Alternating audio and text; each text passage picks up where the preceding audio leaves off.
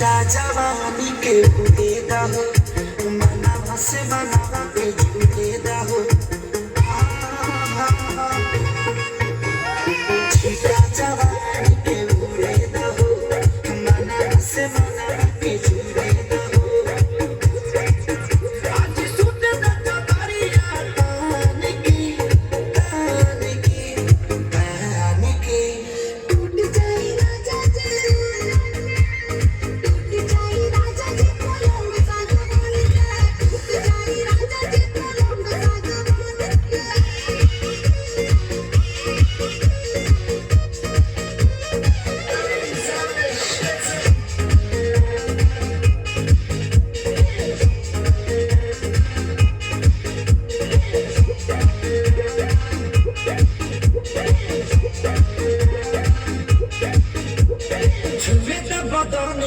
देखो ना पटन की चादरा बिछा दे